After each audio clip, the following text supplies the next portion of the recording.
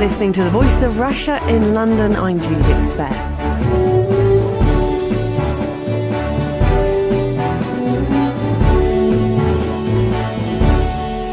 Anyone in the UK born before the 5th of July 1951 should have received an automatic winter fuel payment from the government by now. The money should arrive by Christmas, whether you've applied for it or not. The winter fuel payment is a tax-free annual amount to help older people meet the cost of their winter fuel bills. The standard rates are £200 per eligible household, where the oldest person is under 80, and £300 per household when someone is over 80. Now, some have argued that the winter fuel payment and other universal benefits for older people can no longer be justified in the light of the deficit and benefit cuts facing non-retired households. The Deputy Prime Minister Nick Clegg wants to means test the winter fuel allowance and universal benefits for retired households. However, Mr Clegg says age-related universal benefits, such as the free bus pass, winter fuel payments and TV licences for well-off pensioners, would be protected for the duration of the current Parliament. But there should be a debate, which is one reason why I'm joined around the table by Kevin Meagher, Associate Editor of Labour Uncut, Mark Thompson, Lib Dem activist and blogger, Christine Ward, who's the chair of Pensions Campaign UK, and on the phone, Anthony Mathan, spokesperson from the Intergenerational Foundation. Should rich pensioners receive money from the government to help pay for their heating? Mark Thompson. My view is that pensioner benefits, I think they should be means tested. I feel that there's no justification for protecting older people carte blanche from the worst effect of the cuts that basically everyone else is going to have to suffer. I actually think it's almost a form of kind of generational pork barrel politics, because older people vote in much higher numbers than younger people.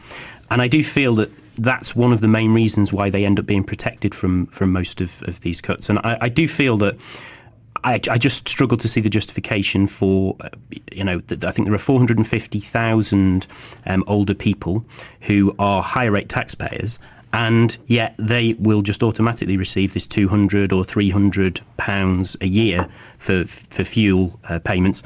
I'm sure plenty of them don't even spend it on fuel because they probably don't need to. There is an argument, though, that they are, like you just mentioned, they are the higher rate tax earners, so they've paid their taxes. Is there not an argument for them they receive the winter fuel payments?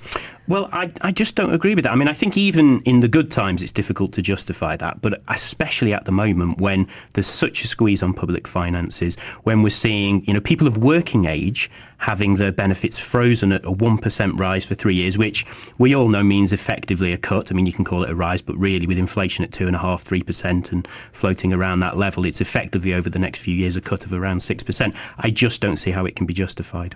OK, I think I'm going to come to Christine Ward because you represent a lot of pensioners in your group. And what do you think about Nick Clegg's ideas to means test the winter fuel payments? In principle, I don't really have a problem with that, apart from the fact of defining what is a rich pensioner, because if we're talking 450,000 on the higher rate of tax, exactly how much money that is going to save by the time you've means tested 11, 12 million pensioners. And also an easier way around some of this, particularly winter fuel allowance, which is a bone of contention. If you're going to start means testing all pensioners and you're going to start taking benefits away from them that they've already paid into considerably longer than new pensioners are going to have to pay into the system, then the question is then, what is going to happen to that money? Our members would be in favour of means testing if the money that was saved by the government was actually, added to the very, very low end of pensioners to increase their standard of living, but that's unlikely to happen. I'm going to come to you now, Anthony Mathan from the Intergenerational Foundation. Do you think that the winter fuel allowance should be means tested? I can't really disagree with either of the previous speakers, Mark or Christine. We believe it should be means tested. I think that the standpoint of the Intergenerational Foundation is that past generations and the sort of baby boomer generations have been in the habit of making themselves promises which are really kind of unsustainable. It's what we're concerned about most of all is the way that these liabilities are going to have to be paid for by future generations or younger generations or even generations not yet born. The winter fuel allowance is just one particular case where there's been a very generous handout, really, unmeans tested introduced by the Labour government. It just seems wrong when the government, for deficit reduction, are currently squeezing younger people in a variety of ways, like removing the EMA, which was designed to help people from less well-off backgrounds get into further education. And also university tuition fees, all those things. The pressure is on younger people at the moment, whereas the government seems, for reasons that I suppose the grey voting power that Mark mentioned, the government seems prone to favour the older generation. Okay, Kevin Meagher, then, you're the Associate Editor of Labour Uncut. What should these pensioners be protected from having to fill in forms to receive a winter fuel allowance? Yes, I think they should. Excuse me. I mean, it seems slightly strange for an avowed social democrat like myself to argue the case that wealthier pensioners should retain these entitlements.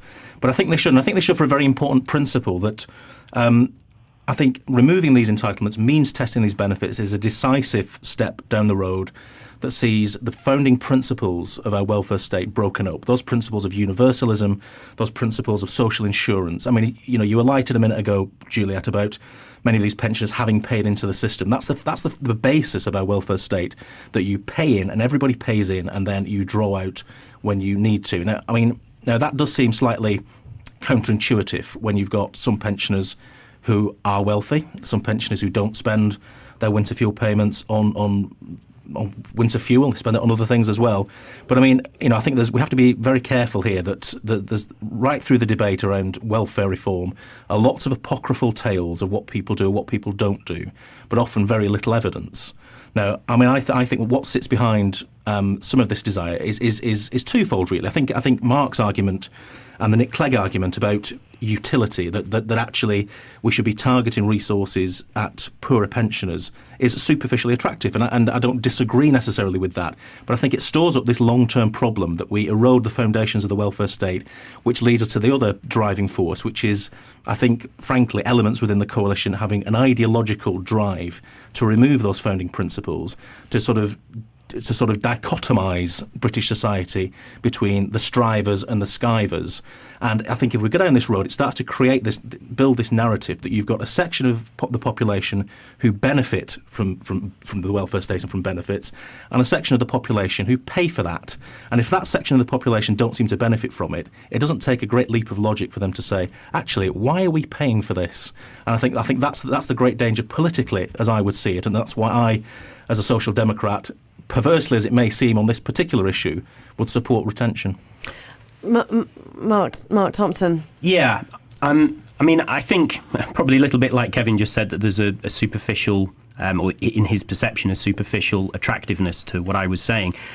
I also think there's a superficial attractiveness to what he was saying. But I do think about this whole strivers versus skivers narrative.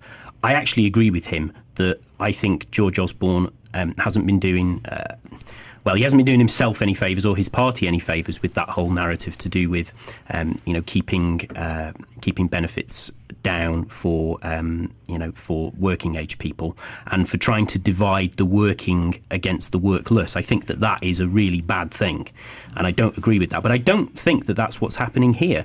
Kevin himself used the phrase in the middle of what he was saying, that you pay in and then you draw out when you need to.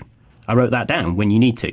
These people don't need to. The people who are getting this money, who are earning, 30, 40, 50, 60,000 pounds a year, do not need £200 or £300 from the taxpayer's purse. Money, let's be honest, because in the end, it is a zero-sum game. If that money is given to them, it can't be given to other people who may need it more.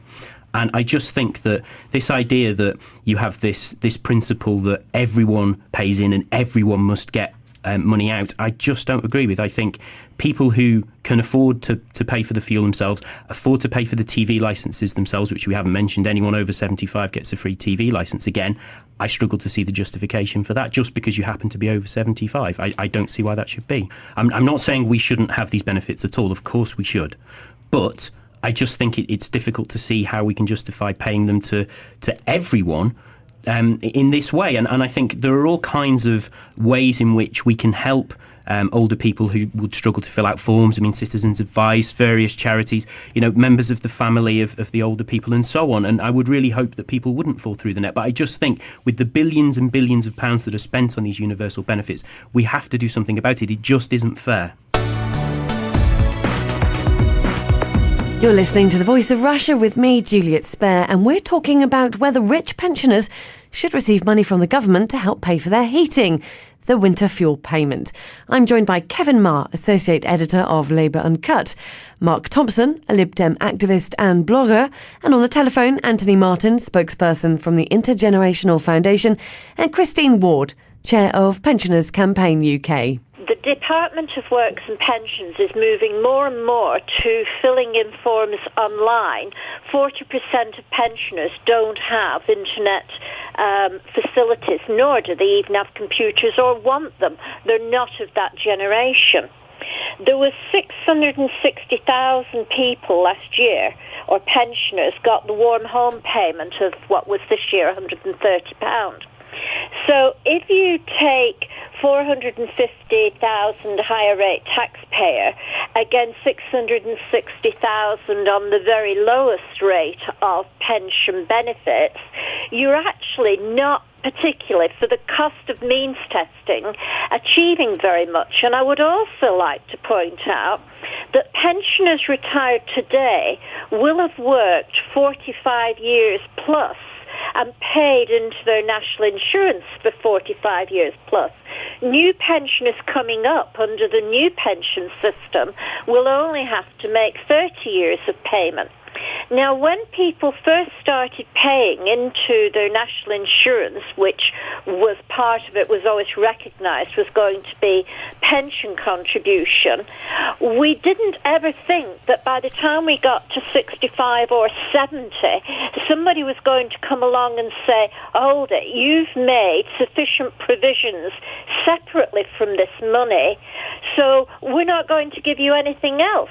And if you follow this train of thought in two ways. One, that there'll be no incentive in the future for people to put money away for their pensions because they're going to be penalised by the nature of having things that they thought they were going to be entitled to removed. And secondly, when do we come to a point then that if you're too rich as a pensioner to get your winter fuel allowance, your bus pass, your TV licence, are you going to be too rich to have your National Health Service? When you start penalising people for in whatever way for the fact they've worked and paid into it, then, successive governments in the future can take this to further extremes. OK, thanks, Christine. Go on, come in, Anthony. Well, Anthony Mathan. The problem about that is that, the government does, of course, have moral obligations towards people who've been paying into the national insurance scheme. But unfortunately, over time, the amount of money paid into the national insurance schemes have been woefully inadequate, and the result is that the liabilities are astronomical now. I don't think they've been as woefully as inadequate as they have been squandered by successive governments. Well, that may also be the case. Of course, as everyone knows, well, at least I hope they know, there isn't actually a fund out there. All that money paid in has just been used on other things. It's not as though there's a fund like there is in private pensions that can be drawn on. There actually is an actuary fund that has £41 billion of pensioners' money stuck in it, which is on loan to the government at the moment. And nobody in the government seems to be able to answer why that money has not been used to improve the basic state pension as it stands now. So that's a 41 billion. I'm unaware of this. There's a 41 billion fund sitting around there somewhere. But however, I have to say that the liabilities of state pensions are considered to be something like 3.8 trillion. Which is, a vast sum of money that will have to be paid by future generations. So, I think the point is really that I think universal benefits add up to about 2 billion a year currently. That's a significant amount of money from the point of view of current spending. So clearly some squeeze has to take place somewhere in order to reduce the liabilities. It seems that there is a slight problem with this whole area, is that there's a sort of there are certain sentimental attitudes towards pensioners, which is fair enough. I mean, so is that the problem then? People are looking at this too emotionally. Is it too much sentimentality towards pensioners? Fuel allowance, the real people who are in fuel poverty are not necessarily old people. Clearly there are plenty of old people who suffer from that. But also there are a lot of families who are really suffering at the moment from the increase in fuel costs. But they don't get that sort of help. Okay, right. I'll come to you then, Kevin Meagher. You've been underlining things in a book there, scribbling furiously away. Yeah, I'm getting a bit worried, to be honest. He's got a book. I'm going to start quoting chapter of us. The point I was going to make is that issues about affordability have been there since the very foundations of the welfare state. We had this debate when Beveridge published his landmark report in 1942, 70 years ago this year. The then Conservative Chancellor of the Exchequer, I'll just read you this very, very quickly, Sir Kingsley Wood, called it an impracticable financial commitment. That was 70 years ago. We still seem to have basically the same welfare state in terms of universality and in terms of the comprehensiveness of it, and we still manage to sort of pay for it. The big issue we've got in British politics is not necessarily about decisions about taking some funding off this group and giving it to this other group or whatever. It's about the fundamental lack of growth in the economy. So it's a false debate in that respect. It's a false choice that we're being presented with by some politicians. And as I understand the argument, the short-term argument about we've got to target resources so that we don't let some groups suffer more than others. But I just think the long-term issue here is a neoliberal-driven conservative agenda, which is about removing the pillars that hold up the welfare state in this country. And if you were a pretty well-to-do person and you realise you got nothing from the welfare state, you got your higher rate child benefit removed, you had no entitlements as a pensioner, it leads inexorably to a judgment. And Mark was right a little bit about pork barrel politics, and that works in this respect as well, that if you don't get anything out of a system, then you're not going to be compelled to pay anything into it. And I think that is a much bigger issue for British society. And I think when we're looking at a choice at the moment between a sort of one nation vision of British politics, which Ed Miliband is trying to sort of articulate at the moment, and a sort of a diametrically opposite vision of British society, which George Osborne is pushing forward, about strivers and skivers. You can see where this issue, I think, fits within that. As a Lib Dem activist and blogger, then, Mark, what would your response be to that? I'm not going to defend the government or the Conservative Party.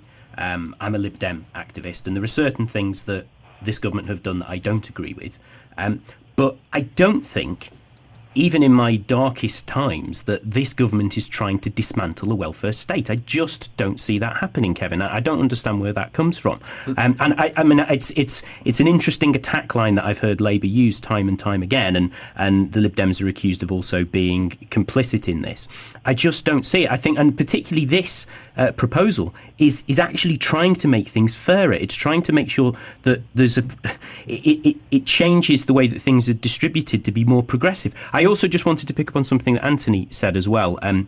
He talked about there being a kind of sentimentality around this. And I completely agree with that. And I think another example of this is what happened when there was the proposal in the budget earlier this year to align the tax rates for pensioners and for younger people. And suddenly there was a massive furore about this. It was called a granny tax. Labour went ballistic on it. It was in all the papers, all the headlines. You know, that's such an emotive term, granny tax. All that was happening was that tax rates for younger people being aligned with older people. As far as I'm concerned, that's fair. And actually, in another year or two, the way the tax rates are going, they're going to be back where they were anyway. So it really isn't that much of an issue as far as I'm concerned. But I think going in the name and the emotional response to it, and the granny tax, and even the pork-barrel politics you talk about as to why these make headlines in the first place, and I think why there's the debate over the winter fuel allowance is that it's a very tangible name, and you can attach the emotion to it, which is why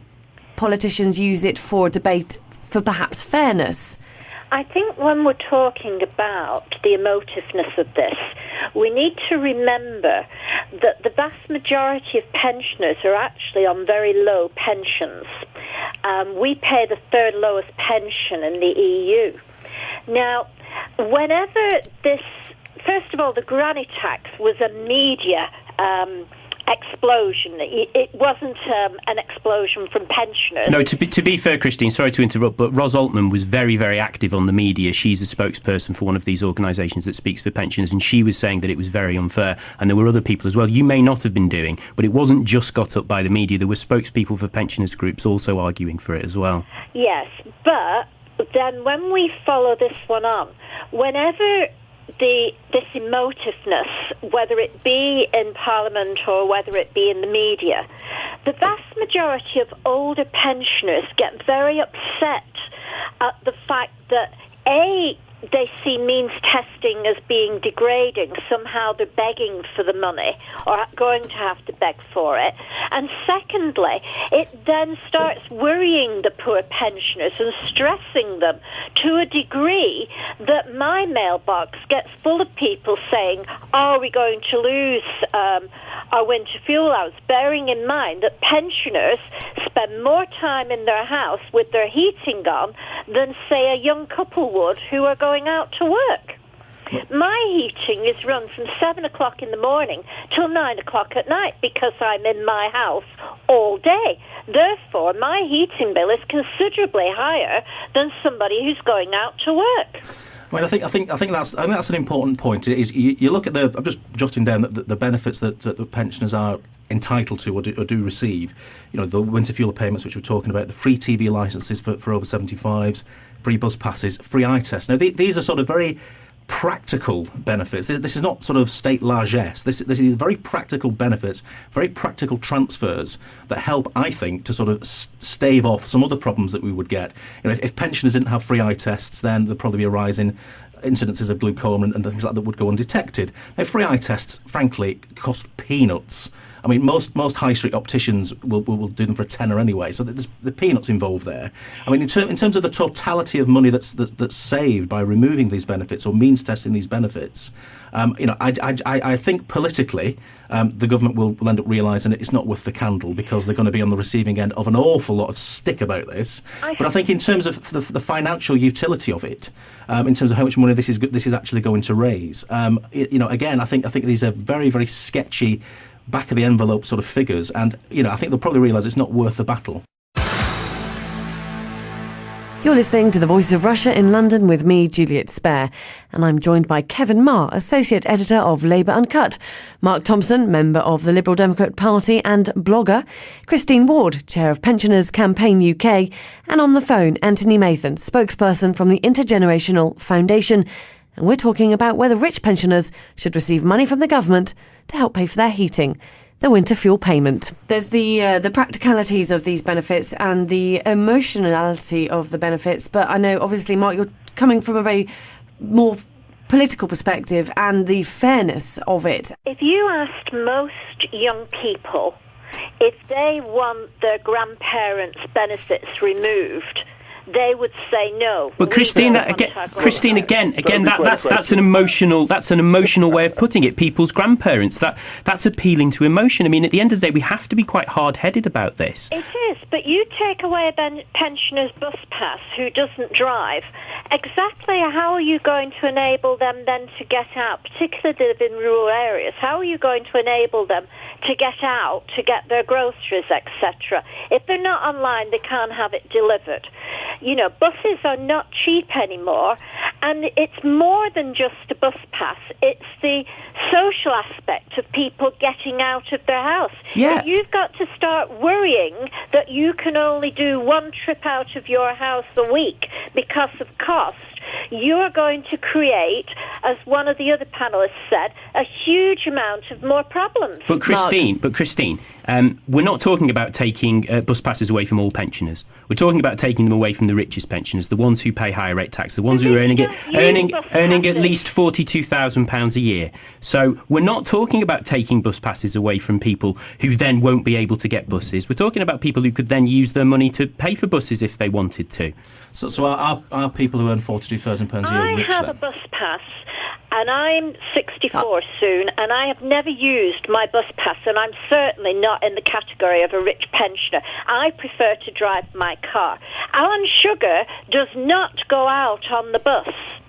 Rich pensioners don't tend to use bus passes or even apply for them in the first place.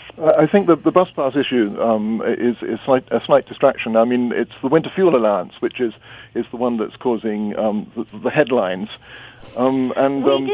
Christine, you've spoken quite a lot. Anthony. Well, this means testing question, I don't know whether Christine would be able to answer this, but as I understand it, actually means testing can be done through the tax system. It doesn't necessarily mean that people have to be burdened with form filling.